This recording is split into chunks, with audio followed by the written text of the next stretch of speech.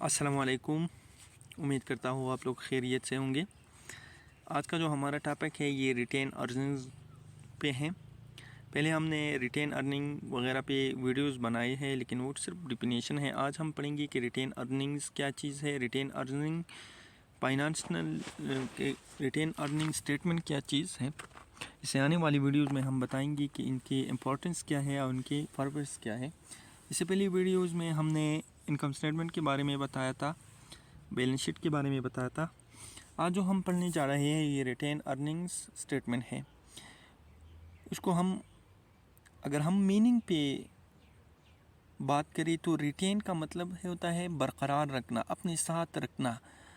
उसको हम self financing भी कहते हैं, इंटरनल फाइनेंसिंग भी कहते हैं, सरप्लस भी कह सकते हैं। देखो, सेल्फ फाइनेंसिंग का मतलब ये है जब आप अपने डिविडेंड्स, अपने अखराजात वगैरह को ऊपर पे करके जो रकम बाकी रह जाता है उसको हम रिटेन अर्निंग कहते हैं। जो रकम बचते हैं वो तो कंपनी की हो गई, आपने डिविडेंड पे किया, आपने एक्सपेंसेस पे की, आपने जितनी भी सैलरीज़ वगैरह, जितनी भी टैक्सेस हैं, जितनी भी इंटरेस्ट है, वो सारी को पे करने के बाद जो डिविडेंड है वो भी पे की। जो रकम बचते हैं उसको हम रिटेन अर्निंग कहते हैं।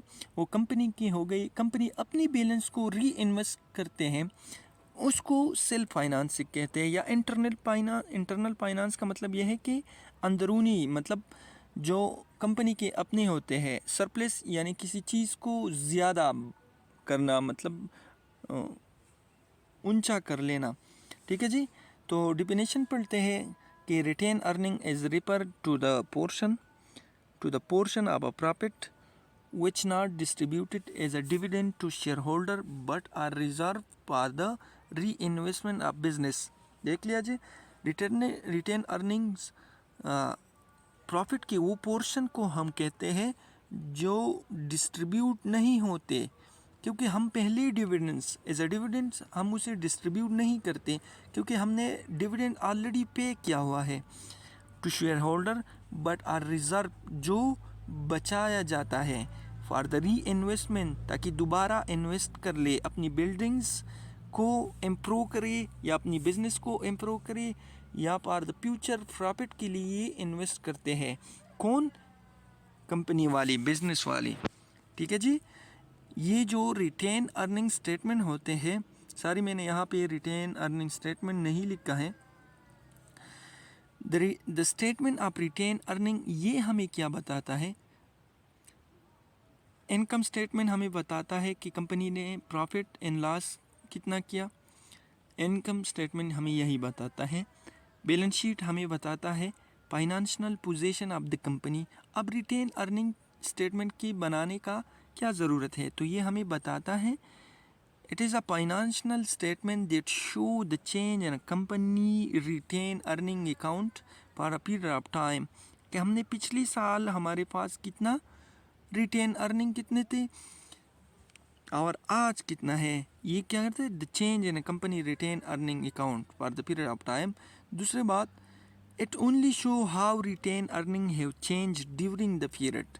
कि हमारे जो रिटेन अर्निंग बचते हैं, जो हम जिस पे board of director, managers, investor, share holder जितने भी लोग होते हैं वो डिसीजन लेते हैं, क्या इसमें चेंजेस आया हुआ है या नहीं।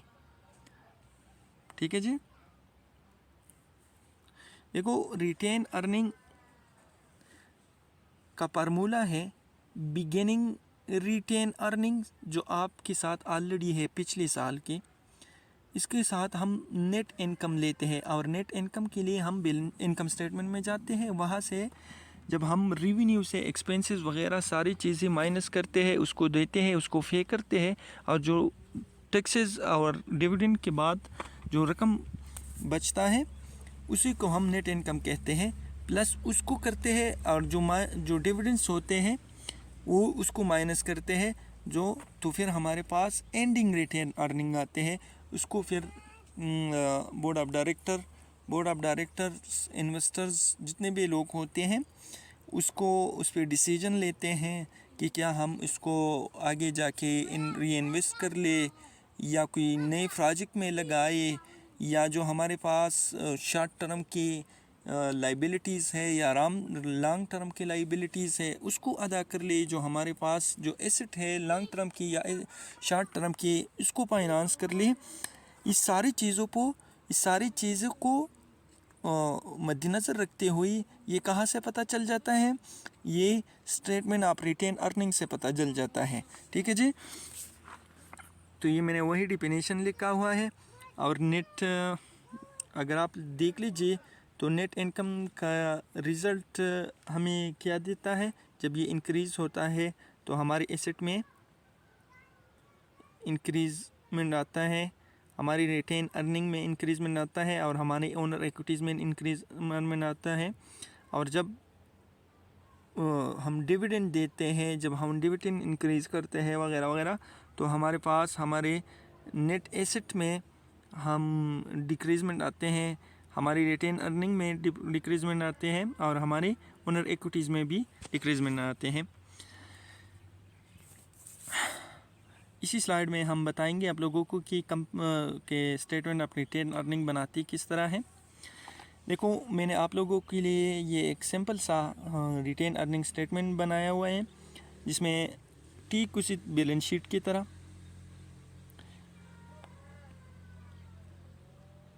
देखो जी, मैंने आप लोगों के लिए एक सिंपल सा रिटेन अर्निंग स्टेटमेंट बनाया हुआ है, जिसमें ठीक बैलेंस शीट और इनकम स्टेटमेंट की तरह कंपनी की name, statement of the in financial statements and date वगैरह लिखा जाता है सबसे पहले। फिर इसके बाद मैंने फार्मूला ऑलरेडी बताया, ये फार्मूला को आप लोग भी देख लीजिए। फिर हम अपने जो प्रीवियस ईयर के रिटेन अर्निंग होते हैं उसको लिखते हैं, जो हमारे पास ऑलरेडी $4 लाख हैं, मैंने वो लिख लिया। इसके साथ जो नई इसी साल में जो आज हम रिटेन अर्निंग को बनाते हैं, इनकम स्टेटमेंट से अपनी नेट इनकम को ट्रांसफ़र करते हैं रिटेन अर्निंग स्टेटमेंट में, वो हमारे पास ऑलरेडी $1,15,000 हैं। उसको ऐड करके, इन दोनों को ऐड करके जो हमारे पास रकम आता है, इसे इसी साल के यानी करंट ईयर के डिविडेंड को माइनस करके जो रकम बचता है इसको हम एंडिंग रिटेन अर्निंग कहते हैं। देख लिया जी। और यही जो रकम होता है ये कहाँ पे हम लिखते हैं, ये हम लिखते हैं position of the retained earning. हम कहाँ पे लिखते हैं, ये ओनर इक्विटीज़ के साथ हम प्लस करते हैं। कहाँ पे जी, देखो रिटेन अर्निंग्स हमने ओनर इक्विटीज़ के साथ लिख दिया और उसको प्लस करके हमारे पास जो रकम आता है वो हम बैलेंस शीट में शो करते हैं। इसी रकम को या इसी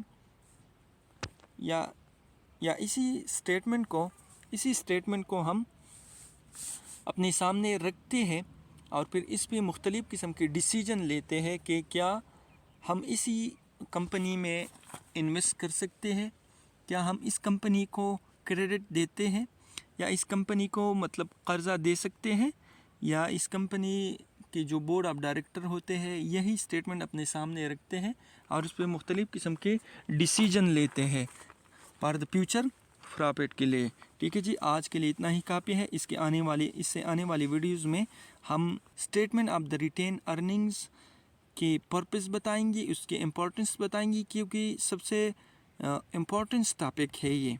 ठीक है जी, आज के लिए यही काफ़ी है। अल्लाह हाफिज़। ठीक।